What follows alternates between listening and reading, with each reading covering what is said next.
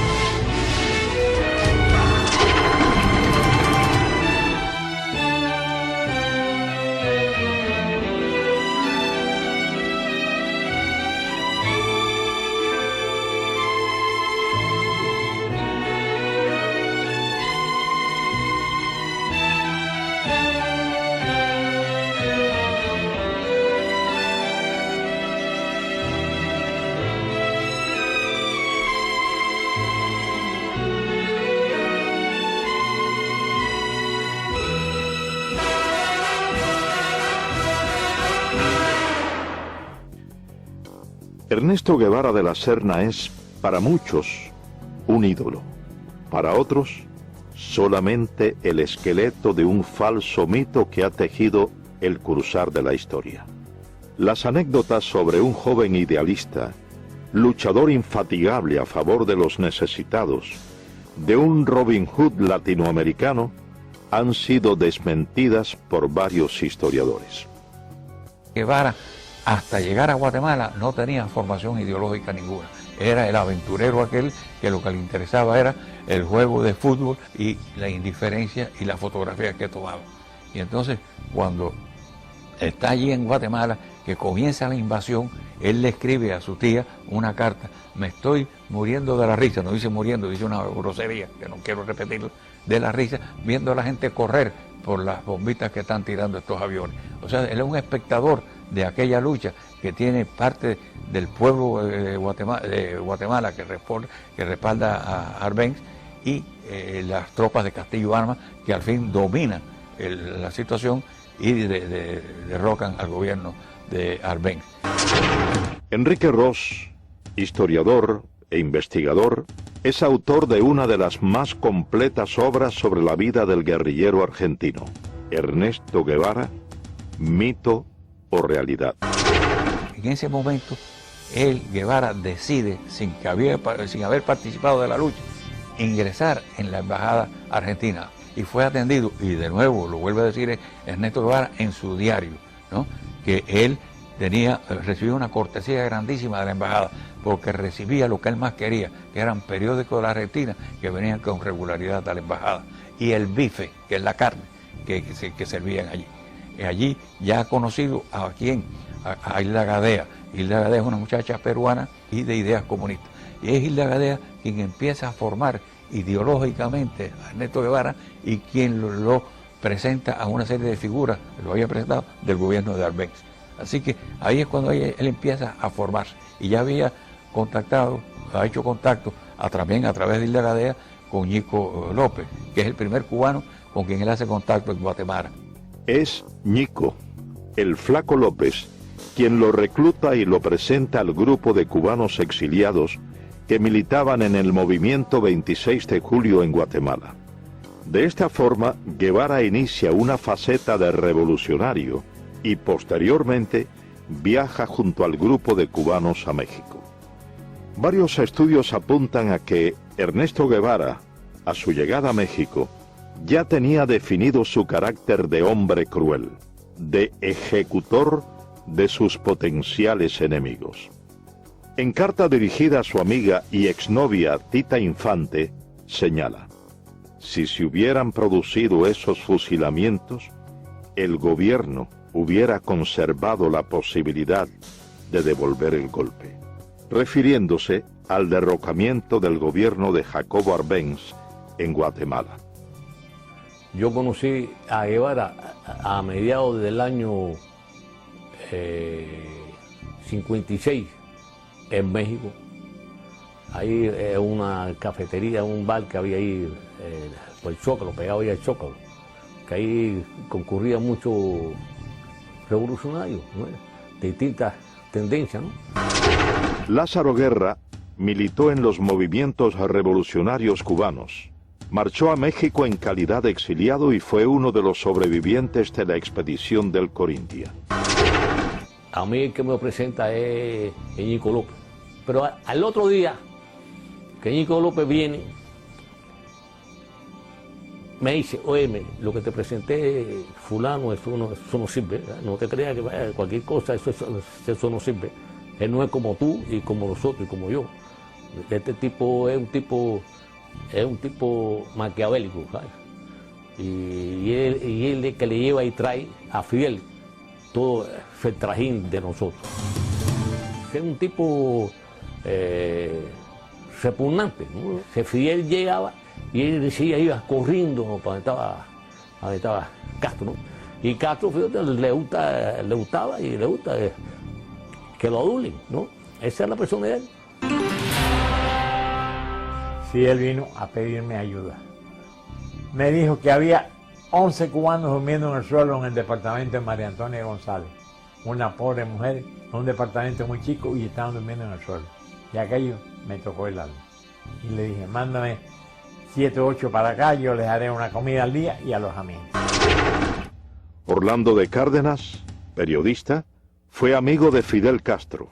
Vivía en México y fue uno de los principales colaboradores del movimiento 26 de julio en tierras aztecas.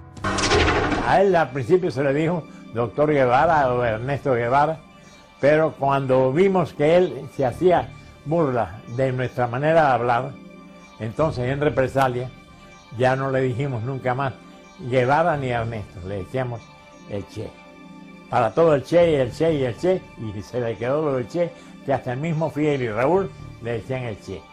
Ya, y se lo decíamos muchas veces con un poco de sorna, como para restregarle en la cara lo que él nos había hecho a nosotros. Nunca nos vio completamente como compañeros. Guevara nunca llegó a intimar totalmente con el grupo de jóvenes revolucionarios cubanos. Cuentan quienes compartieron con él el entrenamiento militar en tierras aztecas que su desprecio hacia los cubanos siempre se hacía sentir. Sentimiento que extendía a los negros y al pueblo mexicano, a quienes constantemente menospreciaba. Llegamos a México el 10 de diciembre de 1955 y Fidel me presentó y me dijo, muchachos, este es el coreano, él va a ser nuestro instructor militar. Miguel Sánchez, el coreano, combatió junto a las tropas estadounidenses en la Guerra de Corea. Fue reclutado por Fidel Castro como instructor militar de los cubanos que se entrenaban en México. Allí en la casa de María Antonia González conocí a Ernesto Guevara de la Serna, que después le decían el Che, todavía le decíamos el Chancho, porque él tenía poca afición por bañarse y siempre tenía un olorcito arriba que olía como a riñón hervido. Al principio quiso entrar en indisciplina y yo lo paré tranquilamente y le dije, yo estoy a cargo del entrenamiento militar, tú no eres más que un soldado. Se me puso a echar una sonrisita y yo le dije, 20 planchas, Ernesto Guevara de la Serna, y dio las 20 planchas. Él despreciaba a los negros. Muchísimas veces tenía problemas con Juan Almeida Bosque, que le decía el negrito, y Juan Almeida se insultaba, y entonces yo dije, mira Juan, tú lo que tienes que decirle cuando te diga el negrito, dile, tú eres el chancho porque tú no te bañas. Y así se lo decía Juan Almeida Bosque. Después despreciaba a los indios. Fíjate cómo dijo, la indiada analfabeta de México. El 24 de junio de 1956, De México. El 24 de junio de 1956, un grupo de los presuntos expedicionarios es capturado por las autoridades de migración mexicana. Ernesto Guevara estaba entre ellos. Varios estudios acusan a Guevara de haber sido informante o delator al colaborar con las autoridades por temor a una posible deportación a la Argentina, su tierra natal, a principios de julio de ese año. Juan Almeida Bosque, él me dijo a mí que Ernesto Guevara de la Serna, el Che o el Chancho, había colaborado con la policía cuando nos arrestaron al grupo y lo llevaron a la cárcel migratoria de Miguel Schultz. Y él se había puesto en contacto con las autoridades de México para entregar todas las armas del rancho de Santa Rosa de Chalco.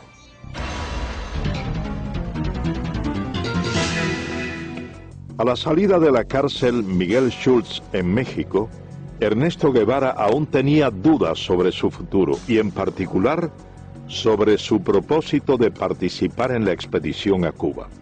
En carta dirigida a su madre le manifestó su intención de cambiar los planes y viajar a Europa y a la China de Mao.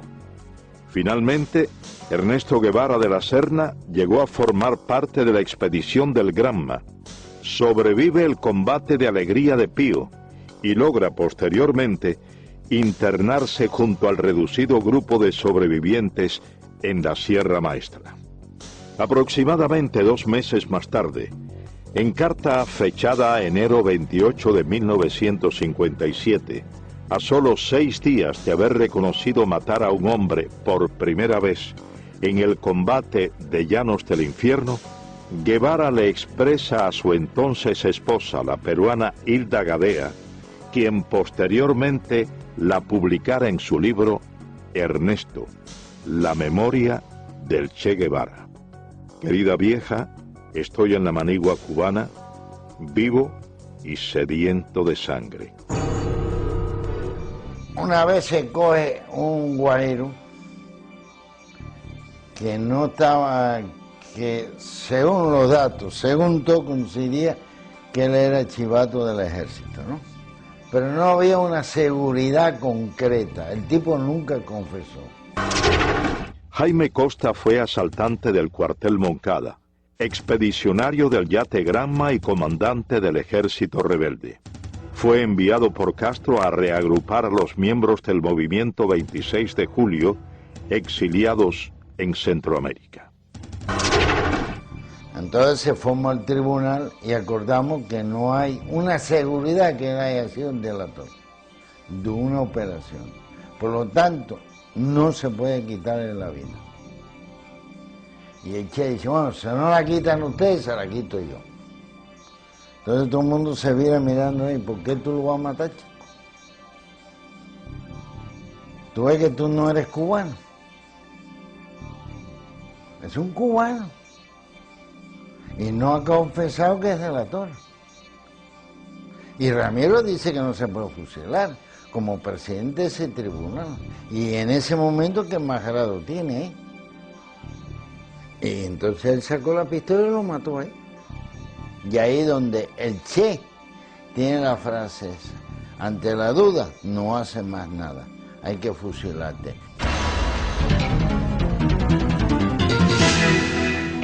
De esta forma, Guevara asesina personalmente a Eutimio Guerra, un campesino que se había unido al ejército rebelde y posteriormente dirige otras ejecuciones en la Sierra Maestra. No había que comer, que llegamos y acampamos en la finca La Otilia, frente a las minas de Boicito. Luciano Medina fue capitán del ejército rebelde, hombre de confianza y correo de Fidel Castro. Participó en la invasión de Oriente a Occidente bajo las órdenes del comandante Camilo Cienfuegos. Llevábamos 3 días sin comer y el Che Guevara nos mandó que había que buscar un puerco.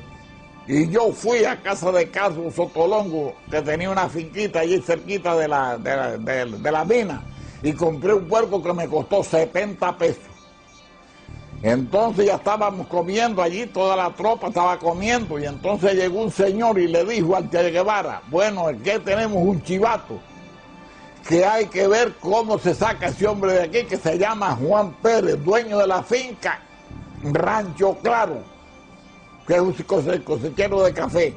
Entonces mandaron a buscar el hombre tenía 3 hijos, chiquitos de 4, 5 y 6 años, no tendrían más los chiquitos que tenía allí. Entonces cogieron y lo fusilaron. Y eso nos cayó mal a toda la tropa. Los fusilamientos se generalizaron. Varias investigaciones responsabilizan a Ernesto Guevara por el asesinato de al menos una docena de hombres en la Sierra Maestra. En la gran mayoría de los casos, sin tener pruebas incriminatorias. Yo conocí a Ernesto Guevara en la Sierra Maestra en el mes de marzo de 1958, que como corresponsal de guerra de la revista Bohemia fui a entrevistar a Fidel Castro. Agustín Hayes fue periodista de la revista Bohemia. Pasó aproximadamente 2 meses en la Sierra Maestra y como corresponsal de guerra entrevistó a Ernesto Guevara en su campamento. Cuando yo entrevisté a Ernesto Guevara en la Sierra Maestra en marzo del año 1958, entre las cosas que yo observé de él, que tenía una personalidad despótica, dura, cruel. Por ejemplo, le pregunto por su primera esposa, por Gadea, y entonces me dice, bueno, no sé de ella ni me interesa. Entonces le pregunto, bueno, ¿usted es médico? Y entonces, sí, pero a mí no me gusta la medicina. ¿Y qué es lo que le gusta a usted? La economía. Después, con el tiempo, estudiando la personalidad de él, es cuando uno confirma que él tenía esa característica de crueldad y de odiar. Por ejemplo, él escribió cosas como esta: odio a la civilización. América será el teatro de mis aventuras. Huir de todo lo que me molesta. Donde me lleven los acontecimientos. Mi ambición de horizonte y mi fatalismo. Me interesa la nueva China por estar acorde a mis ideas políticas. Yo vivo con ese espíritu anárquico que me hace soñar horizontes. Mis amigos son amigos mientras piensen políticamente como yo. No soy moderado y trataré de no serlo nunca. Asaltaré las barricadas y trincheras, teñiré en sangre mis armas y loco de furia degollaré a cuanto vencido caiga entre mis manos. Una madrugada, uno de los que estaba en el campamento La Plata tenía como una pesadilla y decía, mátalo, mátalo. Entonces por la mañana yo hablé con él, otras veces había hablado con él, me había dicho que era estudiante de medicina. Él se llamaba, era capitán Humberto Rodríguez. Entonces me dijo que él era el jefe del pelotón de fusilamiento, que allí fusilaban. Entonces me contó una anécdota de eso, de mátalo, mátalo. Era una de las personas que llegó un momento que él dudó y entonces le daban la orden de que tirara y él tiró. Entonces me empezó a contar de que había fusilamiento, que lo mismo fusilaban allí en el campamento de Fidel en La Plata que en el de Che, en la mesa, en la pata de la mesa. En una ocasión me dijeron que iban a haber un fusilamiento, que si yo como periodista quería verlo, yo dije que no. El camarógrafo que estaba conmigo era Guayo, Eduardo Hernández Guayo, le decíamos. Y entonces tampoco fue. Pero sí había muchos testimonios allí de que él fusilaba. Otro de los elementos que caracterizaron a Ernesto Guevara de la Serna fue su inoperancia táctico-militar. A pesar de haber sido nombrado por Fidel Castro como jefe de una de las más importantes columnas guerrilleras, afirman sus compañeros de lucha que Guevara no estaba capacitado militarmente. Yo conocí a Guevara desde antes de ser comandante yo, en la Sierra Maestra. Yo llegué a la Sierra procedente de Costa Rica cuando ya había varios meses de lucha. Y pues nos relacionamos y me tocó hasta estar bajo las órdenes de él por un tiempito, varias semanas, y lo conocí de cerca. Uber Matos fue comandante del ejército rebelde. Tras el triunfo de la revolución castrista, fue jefe militar de la provincia de Camagüey y luego de su ruptura con Castro, cumplió 20 años de presidio político. Me confesó en cierta oportunidad que bueno, que él de cuestiones militares no sabía nada. Hay una oportunidad en que yo le digo, me mandaron a tus órdenes, tengo que hacer una línea de fortificaciones, la zona esta está bajo tu mando, ¿dónde hago las fortificaciones? ¿Dónde establezco todas las defensas? Y me dice, yo de eso no sé nada, pero hazlas bajo tu criterio, pero si tú eres el jefe que vas, la defensa aquí tienes que hacerla de acuerdo con un concepto estratégico, táctico, es decir, tienes que pensar, yo voy a desplegar los hombres aquí, allá, y yo hago las defensas, las líneas de trinchera y los túneles para detener el avance de los tanques y las demás defensas que vamos a cumplir, de acuerdo con el plan tuyo. Dice, yo no tengo ningún plan.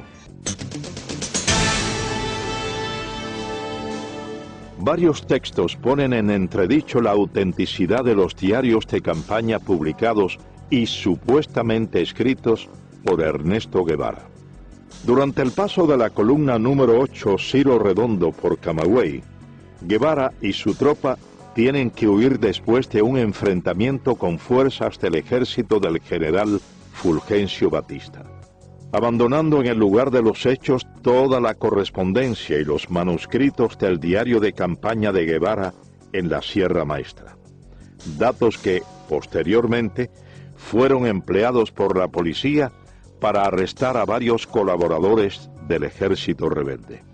Me dan la orden a las 8 de la noche que me traslade urgente para Camagüey con mi avión y mis pertenencias. Carlos Lazo es piloto aviador. Fue segundo teniente y piloto de enlace del Ejército de la República. Combatió al ejército rebelde. El coronel Dueñas me dice, ¿a qué hora tú puedes volar mañana temprano? Y le explico que a la hora que quiera. Y me dice, bueno, a las 6 vuelo para un lugar que le llaman Cuatro Compañeros. Allí hay un tiroteo entre el ejército, un grupo del ejército, no eran muchos, eran unos 40 soldados de la Guardia Rural. Allí hay 2 muertos por el agente de Che y heridos, y se mandan a correr, dejan 2 camiones. En uno de los camiones tenía toda la correspondencia, todo el diario de Che, el cual yo leí bastante. Hablaba todo y que había cooperado en Camagüey y que la mayoría no cooperaba, que era una provincia completamente latifundista, entre paréntesis, lo ponía así. Y comprometía a cantidad de personas, no solo de Camagüey, de otras provincias. Muchos pertenecían, pero muchos, al Partido Comunista del pueblo que ellos hablaban, de Guaymaro, de Baraguá, de Florida, de todos esos lugares. Varias anécdotas y documentos reflejan el carácter despótico de Ernesto Guevara hacia sus subordinados. Guevara acostumbraba a humillar a los hombres bajo su mando. Yo me incorporo a la columna en un campamento que se llama El Algarrobo. Aquel día, una tarde, nos formaron cuando nosotros llegamos ahí, que veníamos de la zona más al norte de la sierra. Cuando llegamos allí, por la tarde nos formaron, éramos unos 200, 300 hombres, alrededor de eso. Y ahí vino Guevara y nos habló. Eduardo Pérez fue primer teniente del ejército rebelde. Se incorporó en las villas a la columna número 8 Ciro Redondo, que comandaba Ernesto Guevara. A nosotros nos mandan a la zona que va entre Fomento y El Pedrero, en un lugar un poquito más adelante de un lugar que se llama Cipiao. Empezamos a combatir de acuerdo con las órdenes que teníamos. No nos habían situado todos éramos bisoños ahí, no nos habían situado ningún personal experimentado. El primer día, en el primer combate, cuando llevábamos 2 o 3 horas combatiendo, vimos que allí no había posibilidad de resistir, nos retiramos y hicimos una línea de resistencia como 1 kilómetro más atrás. Ahí mandaron a alguna gente experimentada, 4 o 6 gente experimentada, entre ellos Rogelio Acevedo, los mandaron a esa línea de combate y ahí estuvimos combatiendo 3 días continuados. En esos 3 días no recibimos comida, no recibimos nada. Y en el tercer día viene Camilo, que traía unas armas de Yaguajay, y vino hasta el Pedrero. Cuando llega Camilo al Pedrero, los otros que están allí, nadie se atreve a mandarnos nada de comer. Cuando llega Camilo, allí al Pedrero, el Che no está, y Camilo empieza a preguntarle cómo está la situación. Y Camilo dice, pero ven acá, y a estos hombres, ¿por qué no le mandan comida? No, porque el Che dice que no, porque se tuvieron que retirar de la primera posición que tenía. Dice Camilo, no, pero que los maten a tiro, que los maten el ejército, pero ¿cómo los va a matar de hambre el argentino este? No. Y esa tarde nos llegó a nosotros cajas de malta, salchichones, cajas de galletas, y pudimos comer esa tarde después de 3 días. La primera misión de Ernesto Guevara tras su llegada a las villas fue tomar el control de la zona, hasta ese entonces en manos de los guerrilleros que operaban en el Segundo Frente Nacional del Escambray. Guevara realiza su primer contacto con los miembros del Directorio Revolucionario Estudiantil 13 de marzo y aprovecha la reunión para dejar en claro su posición de hombre fuerte y sin escrúpulos, al asesinar durante ese primer encuentro a 2 campesinos acusados de ser chivatos. Guevara llega a las villas. Él tenía un interés especial en hablar con nosotros, quizá por la aureola que representaba que los grupos nuestros estaban formados por gentes estudiantes, pichones intelectuales algunos. Roberto Bismarck fue capitán del Ejército Rebelde, miembro del Segundo Frente Nacional del Escambray, participó en el primer encuentro conocido como el Pacto o Reunión del Pedrero. Fuimos a la reunión aquella, una reunión que tuvo lugar en el Pedrero, una sección del campamento de nosotros, y allí lo conocimos. Lo conocimos como podíamos conocer a cualquier otro. Y estuvimos conversando quizá un periodo, quizá de unas 4 o 5 horas. Ese fue el contacto mío y de nosotros con este personaje. Pensamos que este hombre no tenía ninguna intención idealista ni remotamente. Por ejemplo, un hecho que resultó bastante chocante para mi persona. Hubo una operación, una pequeña operación militar, en la cual se logró apresar algunas personas, algunos de ellos guajiros, que supuestamente habían estado colaborando, a mí no me contaba, pero eso era lo que se le adjudicaba, con el régimen de Batista.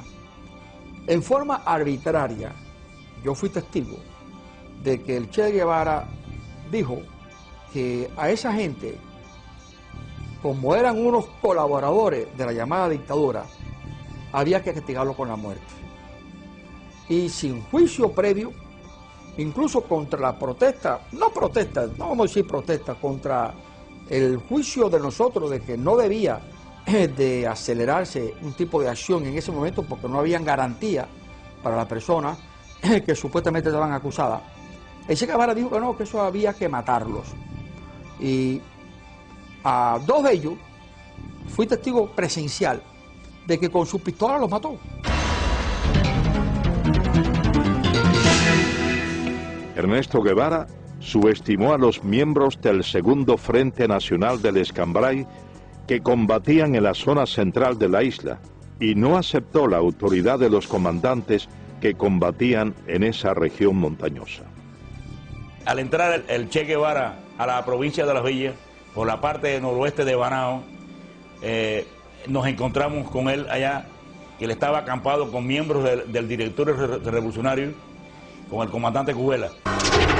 Elías Nazario fue capitán del Ejército Rebelde, miembro del Segundo Frente Nacional del Escambray y ayudante personal del comandante de la Revolución, Jesús Carrera Sayas. Él y el comandante Carrera tuvieron una buena discusión, ¿no?, por la zona que se estaban disputando, ¿no?, porque ya el Che venía diciendo que era comandante en jefe del Escambray. No era cierto, porque el comandante jefe del Escambray era Eloy Gutiérrez Manoyo en aquel momento. Y la discusión fue fuerte, pero fuerte, en la que Jesús le dijo, tu zona es la tuya y la mía es la mía. Y si brinca la zona mía, vamos a tener problemas. Porque Guevara nunca le contestó a él. Agachó su cabeza y dejó escapar, vaya, Y entonces intervino en esa discusión el comandante Armando Acosta Cordero, estaba el comandante Ramiro Valdés, y entonces intervino en esa discusión el comandante Armando Acosta Cordero, estaba el comandante Ramiro Valdés, el capitán Olo Pantoja, cuando era capitán. Es precisamente el fusilamiento del comandante de la Revolución, Jesús Carreras Sayas, uno de los hechos que resaltan el carácter vengativo de Ernesto Guevara de la Serna. Ernesto Guevara fue mandado por Fidel Castro a la Sierra del Escambray para quizás evitar que el segundo frente dividiera la isla en dos mitades. Armando Fleites, médico, fue comandante del Ejército Rebelde y uno de los fundadores del Segundo Frente Nacional del Escambray. El Segundo Frente Nacional del Escambray envió como oficial para las primeras conversaciones con Ernesto Guevara al comandante Jesús Carreras. Jesús Carreras, cumpliendo los acuerdos del Segundo Frente, dio unas cartas y se creó una situación quizás desde ese momento antagónica y difícil entre Guevara y Jesús Carreras. El resultante de esa situación, en el transcurso del año que pasó, pues se fue acentuando la situación personal y nosotros, yo personalmente y unos cuantos oficiales más del Segundo Frente, en la cabaña, le planteamos que si era tanto, no había que hablar mucho, que nosotros lo enviaríamos a buscar y que en un duelo, de alguna forma frontal, se dilucidaran esas situaciones. Entonces dijo que no tenía intenciones en tener un duelo ni tener una cosa con Carreras. Entonces dijimos, bueno, si es esa situación, pues ya vamos a dar este episodio por terminado, ¿no? Y sin embargo, por órdenes del Che Guevara con Fidel Castro, es que prenden a Jesús Carreras. Y más tarde Jesús Carreras es fusilado, precisamente, por la persecución y por la venganza, el odio, el resentimiento y la cosa de personalidad. No quiso dilucidar como dilucidan los hombres en un frente de combate o en un duelo, sino veló la oportunidad y por la espalda lo lleva, tenía todo el poder y por la espalda le cuesta la vida. Entre las hazañas injustamente atribuidas a Ernesto Guevara de la Serna está la toma en la ciudad de Santa Clara de un supuesto tren blindado. Varios de los protagonistas de ese hecho contradicen lo expuesto por el régimen castrista y manifiestan que todo lo orquestado, más que una proeza militar, fue una traición a una negociación ya acordada por el Segundo Frente Nacional del Escambray con oficiales del ejército de Batista. El tren blindado fue una acción de traición del Che Guevara al Segundo Frente Nacional del Escambray. Lázaro Asensio, abogado y periodista, fue comandante del Ejército Rebelde y miembro del Segundo Frente Nacional del Escambray. Las tropas nuestras estaban peleando en la zona de Manicaragua y de Cumanayagua. Y el señor Cuso Gómez fue a verme para venir a avisarme de que el tren blindado, el famoso tren blindado, estaba dispuesto a entregarse a el Segundo Frente Nacional del Escambray. Las condiciones eran muy sencillas. El tren blindado, los elementos del tren blindado, los soldados del tren blindado iban a entrar por la zona del acueducto de Santa Clara y allí nos iban a entregar las armas con el compromiso de que ellos se quedaban allí sin pelear contra sus compañeros. Pero por filtraciones que sucedieron, el Che se entera de esa posibilidad y entonces, ¿qué es lo que hacen ellos? Atacan al tren blindado antes que darle la oportunidad que el tren blindado se entregara a nosotros y ahí se produce el ataque de Santa Clara. Es precisamente a raíz de la entrada a la ciudad de Santa Clara de la columna número 8 Ciro Redondo, comandada por Ernesto Guevara, cuando comienzan las ejecuciones indiscriminadas tal y como había ocurrido en la Sierra Maestra. Guevara ordena, sin la realización de procesos judiciales, el fusilamiento de varias decenas de personas supuestamente acusadas de haber cometido crímenes o de ser delatores del depuesto régimen. El primero que entra en Santa Clara, la ciudad estoy hablando, es el Che. Y Félix Torres, un viejo comunista de las villas, le va diciendo al Che quién eran los chivatos de Batista. Y el Che, sin más ni menos, los va cogiendo, sin interrogar, y los va matando. En eso entra el segundo que entra en Santa Clara, es Camilo. Y entonces Camilo tiene una expresión, coño, pero aquí se han bañado en vez de con agua, con sangre, porque donde quiera hay un muerto tirado en una esquina. Han acabado con este pueblo.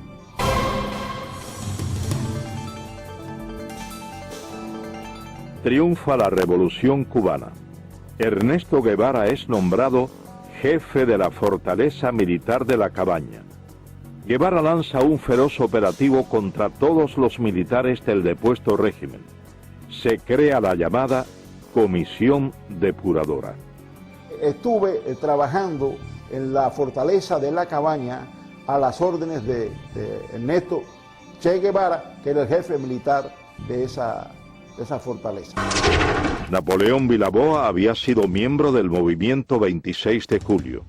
En enero de 1959 comenzó a trabajar en la llamada Comisión Depuradora en la fortaleza de La Cabaña, bajo las órdenes de Ernesto Guevara. La Comisión Depuradora es un organismo que se crea, lo crea el gobierno de Fidel Castro, con el pretexto de depurar las Fuerzas Armadas en Cuba. Claro, el fin de esto era simplemente implantar el terror revolucionario en Cuba mediante los fusilamientos.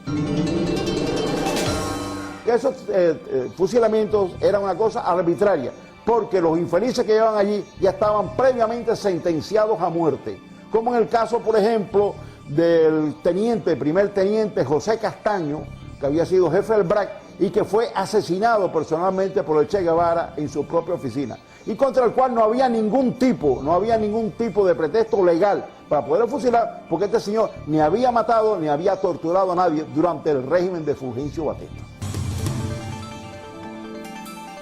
Mi padre fue asesinado por Ernesto Guevara el 7 de marzo de 1959. La razón por la cual Ernesto Guevara mata a mi padre es por la razón de que mi padre tenía un extenso conocimiento sobre las actividades comunistas en Cuba. Desde hacía 2 o 3 años, mi padre era el segundo jefe, primeramente del Servicio de Inteligencia Militar y después del BRAC, que era el Buró de Represión de Actividades Anticomunistas. Mi padre poseía uno de los mejores archivos de todo el sistema comunista que funcionaba en aquel entonces en todo Centro y Suramérica. Las condiciones en las que fue asesinado, él estaba preso en La Cabaña desde hacía aproximadamente 3 meses, y cuando llegó el juicio, que se hizo el 6 de marzo, se hizo un juicio que prácticamente no tenía sentido. El tribunal lo sentenció a muerte aproximadamente a medianoche, y entonces se hizo una evaluación del caso de Castaño y se mandó una, podemos decir, una comisión para que se hablara con Fidel Castro en ese momento para que no se matara al teniente Castaño, ya que el teniente Castaño no tenía ningún muerto ni ninguna persona que haya sido herida o maltratada por él. Cuando Fidel se comunicó con Ernesto Guevara le dijo que ya era muy tarde, que la orden ya había sido hecha por él, y él en su despacho primeramente lo interrogó, lo maltrataron físicamente, y como no se podían poner de acuerdo de ninguna forma, el Che Guevara, dándole una vuelta a la oficina con su pistola, le dio 2 balazos en la cabeza. A Ernesto Guevara se le atribuye el fusilamiento de varios centenares de hombres, en su mayoría miembros del antiguo régimen, durante los aproximadamente 4 meses que estuvo al frente de la fortaleza militar de La Cabaña. El Che tenía solamente una divisa: ustedes están aquí para pasar los expedientes rápido. La comisión está trabajando muy lentamente y nosotros tenemos que ir juzgando a todos estos criminales lo más rápido posible. José Vilasuso, abogado, comenzó a trabajar en enero de 1959 bajo las órdenes de Ernesto Guevara como instructor de expedientes en la llamada Comisión Depuradora. Me llamó la atención la forma como él me adoctrina, ¿verdad? La forma como él me dice lo que tiene que ser mi trabajo. Dice, mira, aquí esto es un tribunal muy sencillo, todo lo que ustedes tienen que hacer es instruir los expedientes. El oficial investigador siempre tiene la razón, siempre dice la verdad. O sea, no tenemos más que aceptar, acogernos a lo que él dice en el informe. Tú vas a organizar, vas a instruir tus expedientes y después los pasas al Ministerio Fiscal. O sea, la labor es bien sencilla, es una labor de profesional, pero muy limitada. Esas fueron más o menos sus palabras, es la idea. Dice, de luego, pues se me echó así para atrás, ¿no? Sonriente, y me dice, aquí vas a ver cosas muy sabrosas, ¿sabes? Guardé silencio y al día siguiente comencé a trabajar. Allí se generalizaba con un eslogan político. Son asesinos, son criminales, pertenecen a una dictadura, tienen que ser ajusticiados. Eran hombres que no vamos ahora a juzgarlos, ¿verdad? Pero no nos correspondía a nosotros ejecutarlos.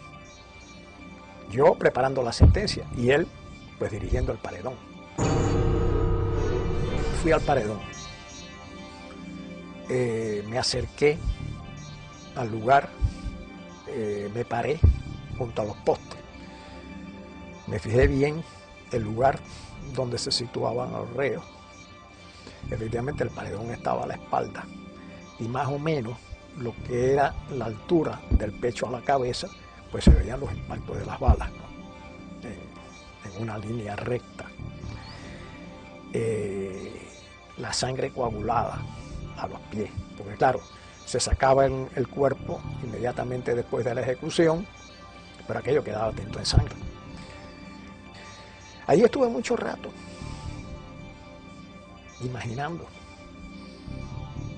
qué es lo que es un hombre parado, amarrado a un poste, y 6 hombres que no lo conocen, a quienes nada le hizo, quien por la razón de vestir un uniforme distinto va a ser ejecutado. Sin la presencia de pruebas incriminatorias, sin la posibilidad del ejercicio de una defensa justa, cientos de hombres fueron condenados a la pena de muerte por fusilamiento mediante sentencias preestablecidas en los denominados juicios sumarísimos. Ernesto Guevara preparó a muchos de sus hombres de confianza, quienes dirigieron o firmaron las ejecuciones a lo largo y ancho de la isla, con la misma falta de escrúpulos que su jefe.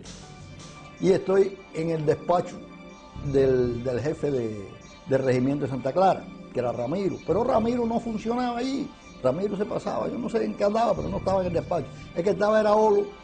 Con Olo Pantoja yo tenía buenas relaciones, yo me llevaba muy bien con Olo, tenía un gran aprecio. Orlando Olo Pantoja fue capitán del ejército rebelde. Fue hombre de la entera confianza de Ernesto Guevara. Murió en Bolivia como miembro de la guerrilla guevarista. Entonces yo estoy en el despacho, sentado y conversando con Olo, y diciéndole que tiene que licenciarme, que si no, que me vayan a coger preso, porque a mí el ejército no me interesa. Me dijo, está bien, vamos a licenciarte, y mandó a uno allí que me hiciera los papeles. Entonces entra un soldado y le da un papel y le dijo, mira, eso de las crucecitas son los que van a fusilarse mañana. Y yo voy y me pongo por detrás de él porque había amistad. Y le digo, ven acá, Olo, y esa gente ya lo jugaron. Y dice, no, eso lo van a jugar esta noche. Digo, pero ¿cómo se lo van a jugar esta noche? Ya saben que van a fusilar mañana. Dice, bueno, eso es así. Estando yo unos 15 días preso en la cabaña, me llaman por los altavoces del penal a la oficina y me encuentro allí con Aleida March y con Ernesto Guevara. Ernesto Guevara caminando por todo aquel pasillo con las manos a la espalda y yo sentado con Aleida March. Roberto Martín Pérez, amigo de la infancia de Aleida March, segunda esposa de Guevara, fue dirigente de la conspiración de Trinidad y cumplió 28 años de presidio político en Cuba. Y de buenas a primeras ese individuo se me para enfrente y me dice, a ti hay que fusilarte. Yo tenía antecedentes de que Ernesto Guevara en muchas ocasiones anteriores había sacado a los hombres de ahí presos y los había fusilado sin un previo juicio. Así que no me extraño nada de esta bravuconada de este hombre. En las gestiones que estábamos haciendo para tratar de salvar a mi hermano antes del juicio final, yo había ido a la cabaña con el ingeniero Viamonte, que trabajaba conmigo en la compañía de electricidad, a ver a Guevara, ya que él había estado alzado con él en la sierra. Entonces Guevara lo recibió muy bien, allá con las patas encaramadas arriba de un escritorio, sin zapatos, rascándose los chicotes ahí como si fuera no sé ni qué. A mí me causó muy mala impresión. Me vi la cara de hipócrita, de sinvergüenza que tenía, desde luego. Entonces el ingeniero empezó a explicar. Y él le dijo, no, aquí no hay toalla para nadie. Dijo, no es cuestión de toalla, es cuestión de que están cometiendo un error. La revolución está cometiendo un error y es un inocente, muchacho joven. Y no. Él vestía el uniforme de Batista, decía. El uniforme azul de Batista, que no era de Batista, era de la República. Pero no hay toalla para nadie. Casi que nos botó de allí, desde luego. Y se dirigió a uno que tenía al lado y le dijo, oye, encarga tres cajas más que estos van para allá. Uno de los elementos más distintivos del carácter criminal de Ernesto Guevara fue su desprecio, no solo hacia los hombres y mujeres condenados por él, a quienes consideraba sus enemigos, sino también a los familiares de estos. Este incidente durante un día de visitas a los prisioneros en la fortaleza militar de La Cabaña da prueba de ello. Aquella parte estaba lleno de mujeres, unas que iban a ver a los esposos, otras a los hijos, otras a los hermanos. Y entonces en eso abrieron la puerta de atrás y todas las mujeres se arrimaron a ver y que saliera una máquina. Entonces las mujeres todas rodearon la máquina y empezaron a decirle que qué pasaba, que por favor que los dejara entrar a ver a sus familiares, que hacía días que no lo veían, que le llevaban comida y le llevábamos de todo. Y entonces él eso sí nos miró con una cara de estúpido y nos dijo, están castigados y hoy no hay visita para nadie. Al decir eso todas las mujeres empezaron a gritar y empezaron a coger el carro y a darle por un lado y por el otro y por el otro y lo movían todo. El chofer le dijo, sube a la ventanilla y eso así lo subió y entonces llamó por teléfono y vino una patrulla de soldados de esos con una fusta y a todo el mundo le empezó a dar. Tras aproximadamente 4 meses al frente de la fortaleza militar de La Cabaña, Ernesto Guevara ocupó varios cargos durante el comienzo de la Revolución Cubana. Primero, fue presidente del Banco Nacional de Cuba y posteriormente ministro de Industrias. En todos estos, primó su incapacidad profesional y una constante, sembrar el terror como base o medio para el sometimiento.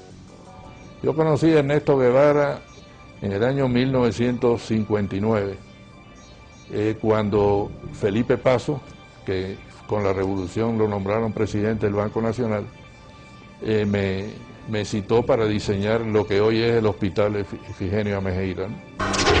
Nicolás Quintana, arquitecto, fue designado para diseñar el edificio del Banco Nacional de Cuba, posteriormente transformado en el Hospital Hermanos Almejeira. Cuando Ernesto Guevara sustituye a Pasos en el Banco Nacional, lo primero que hace, como que éramos los arquitectos del edificio, nos invita a mi socio Miguel Ángel Moenque y a mí. Yo me encuentro a este señor en el despacho donde tantas veces yo había ido, ¿no? Cuando Felipe estaba, con los pies arriba de las mesas, una bota se la había quitado, las medias estaban rotas y me acuerdo todavía como si fuera hoy los dedos que se meneaban.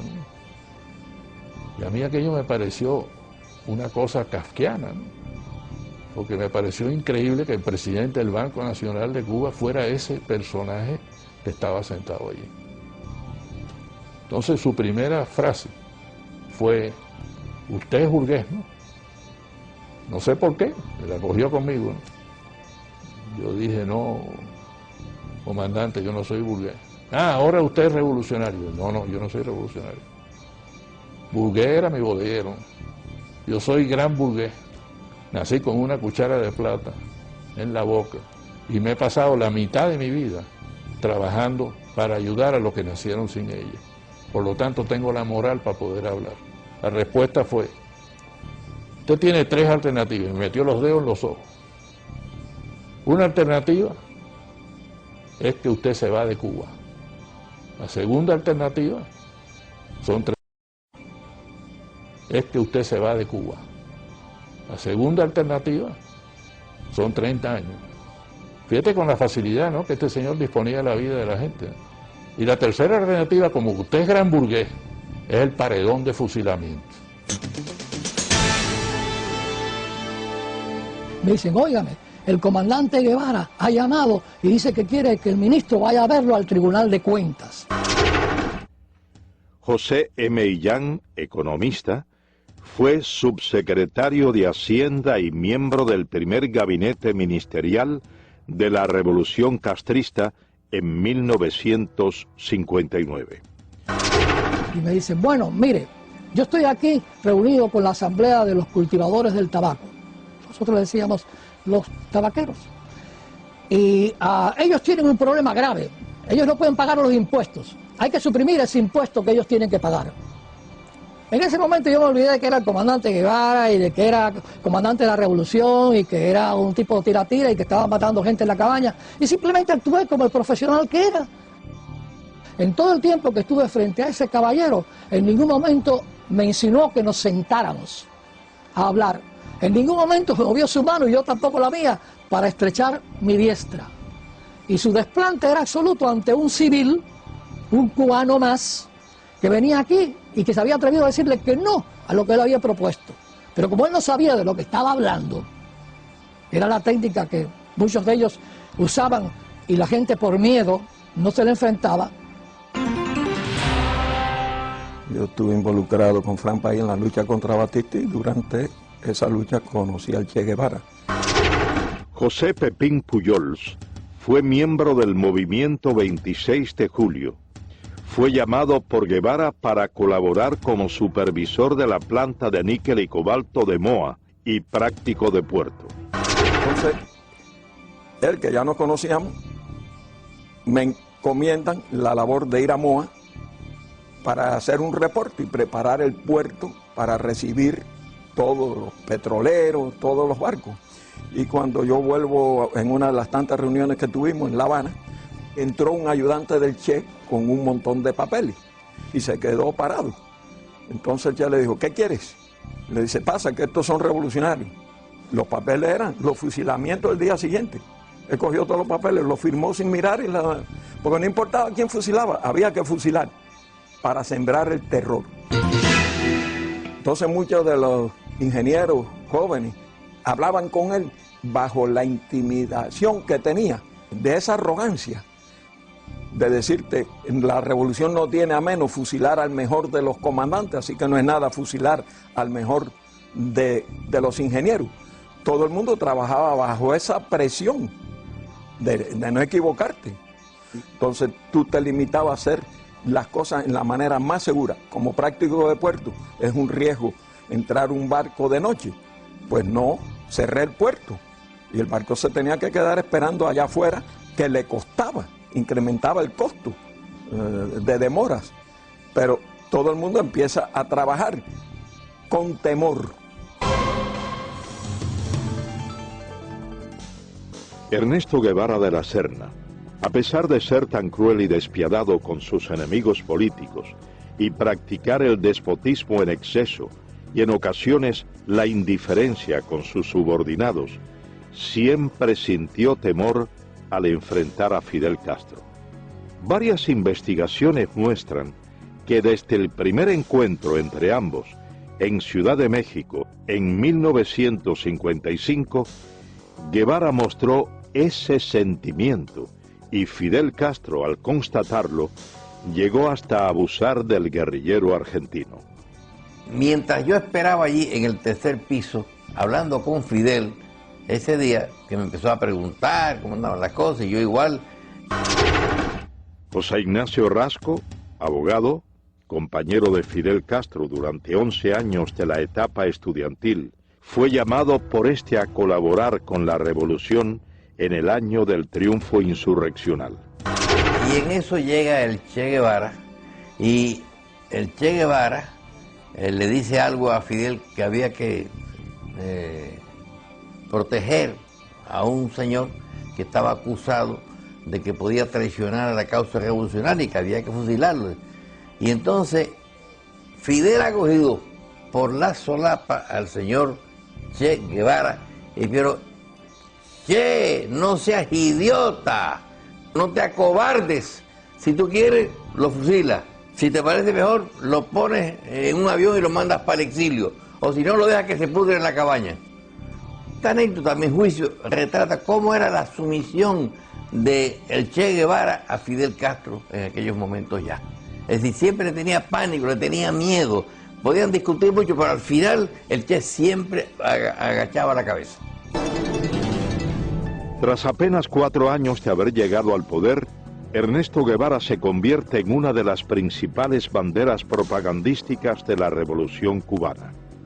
Durante su intervención ante la Asamblea General de las Naciones Unidas, el 11 de diciembre de 1964, Guevara, haciendo uso de su derecho a réplica y debido a las constantes interrogantes de los delegados presentes, reconoce la realización de ejecuciones en la isla. Fusilamientos, sí, hemos fusilado, fusilamos y seguiremos fusilando mientras sea necesario. Nuestra lucha es una lucha a muerte. Es precisamente el empleo de la pena de muerte como método para la instauración del terror una de las constantes que caracterizaron a Guevara, quien identificó a los Estados Unidos como su principal enemigo y desató contra este y el denominado imperialismo yanqui una guerra sin cuartel, recabando en los partidos comunistas de Asia, África y América Latina fundamentalmente el apoyo para emprender tales acciones, acciones consideradas hoy como terroristas. Durante su mensaje a la Tricontinental, Guevara proclama textualmente: el odio como factor de lucha, el odio intransigente al enemigo, que impulsa más allá de las limitaciones naturales del ser humano y lo convierte en una efectiva, violenta, selectiva y fría máquina de matar. Nuestros soldados tienen que ser así. Un pueblo sin odio no puede triunfar sobre un enemigo brutal.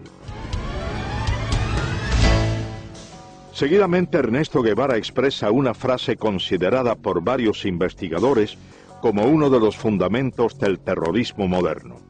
Hay que llevar la guerra hasta donde el enemigo la lleve, a su casa, a sus lugares de diversión, hacerla total.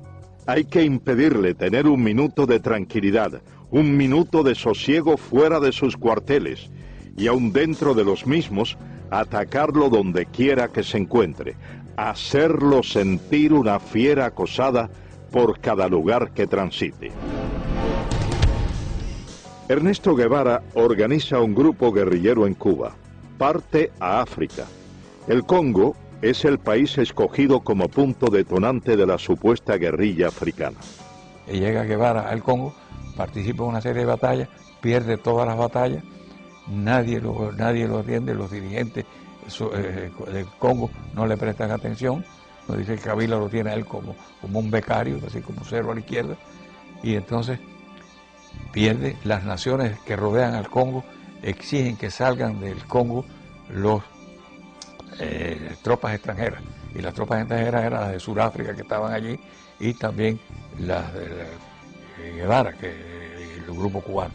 y se ve obligado a salir del Congo. Pero él no quería regresar a Cuba, porque él ya sabía la enemistad que sentía Castro hacia él. Y hubo una gran presión.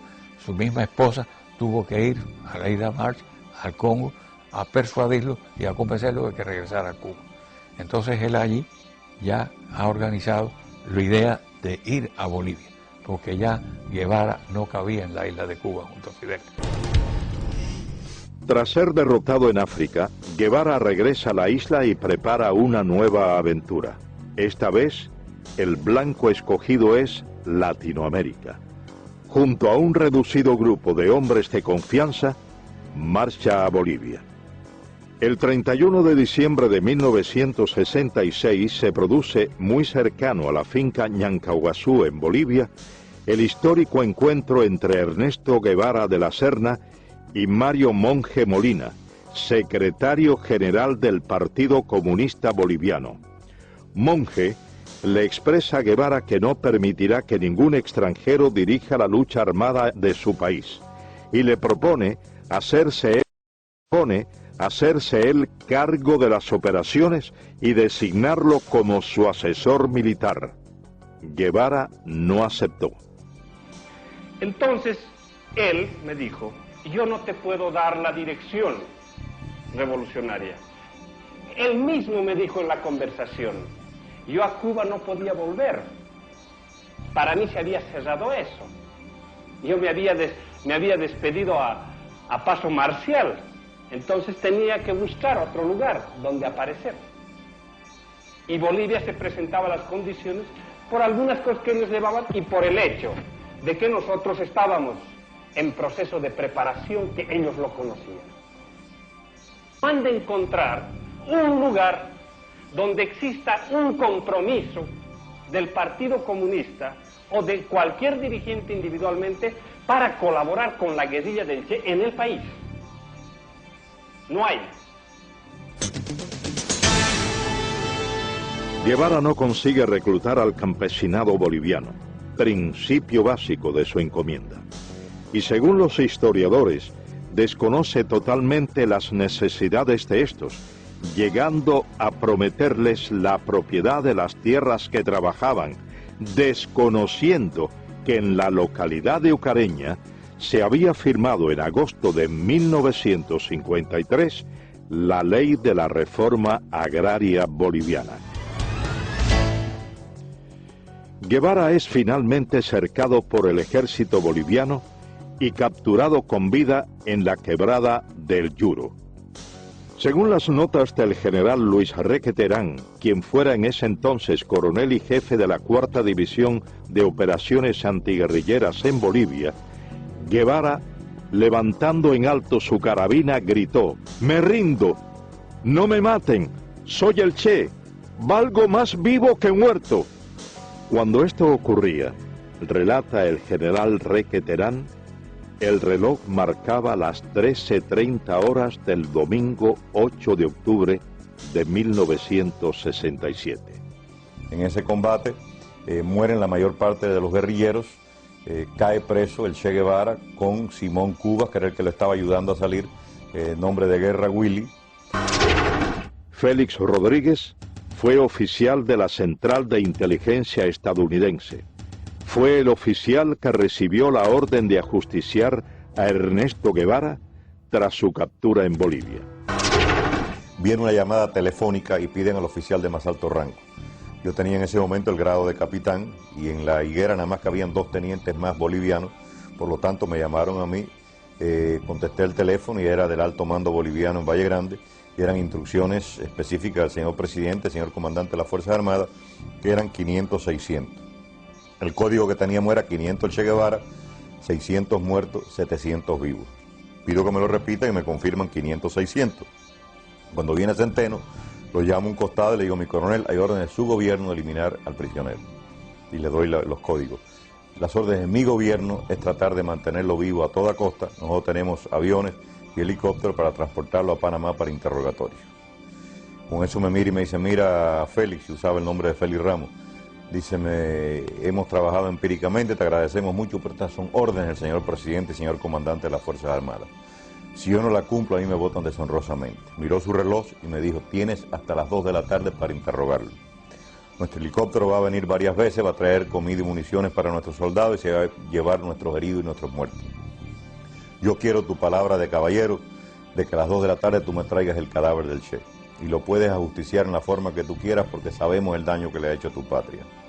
Y dije, mi coronel, trata de hacerles cambiar de idea, pero sonar una contraorden. Yo le doy mi palabra de hombre que yo le llevo el cadáver del Che. Entré a la habitación, él estaba sentado en un banquito, yo le había quitado las amarras al principio de nuestra conversación y se sentó ahí. Me le paré enfrente y le digo, comandante, yo lo siento, son órdenes superiores, yo he tratado. Se puso blanco como un papel pensando que era yo el que le iba a tirar. Salí de la habitación, aquello estaba lleno de soldados afuera, obviamente estaban escuchando la conversación y estaba el teniente Pérez al lado del sargento Terán. Y entonces le dije al sargento, sargento, no le tire de aquí para arriba, tírale de aquí para abajo, son órdenes de su gobierno, se supone que este hombre muera de heridas en combate. El sargento Mario Terán cumplió las órdenes transmitidas a Félix Rodríguez desde La Paz. Con la muerte de Ernesto Guevara quedó desarticulado el foco guerrillero. 5 hombres pudieron escapar con vida, 2 bolivianos, muertos 2 años más tarde, y 3 cubanos.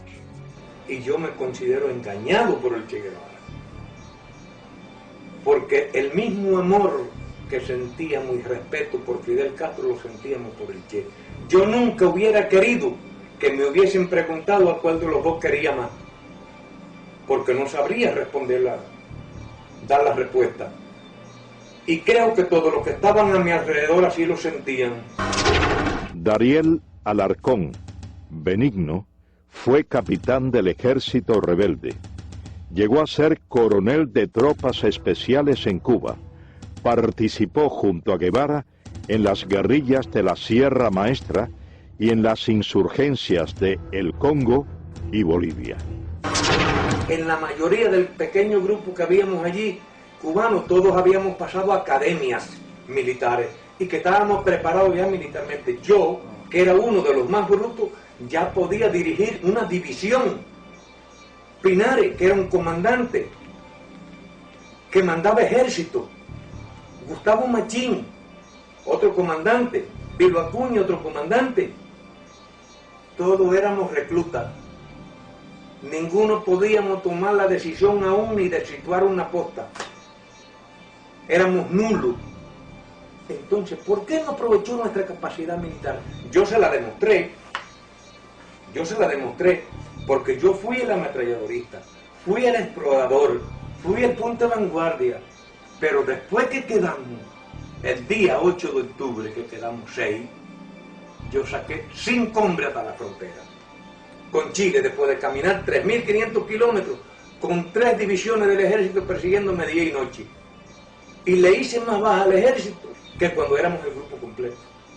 Rompimos 14 cercos al ejército y perdí un hombre, pero atravesamos la selva y atravesamos el altiplano y salimos a Chile. Por eso yo digo que hubo una falta en él y fue el de no darnos a nosotros la participación que tenía que darnos, no darnos a nosotros el derecho a discutir las cosas internas de la guerrilla. Él las pensaba, él las elaboraba y él nos las transmitía. Y lo que él dijera, él era lo que había que hacer. Nosotros no teníamos ni voz ni voto.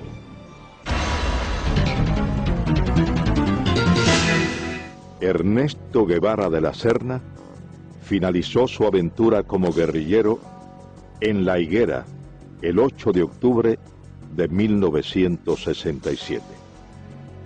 A casi 4 décadas de su muerte, para unos queda el mito, para otros solo el recuerdo de una pesadilla.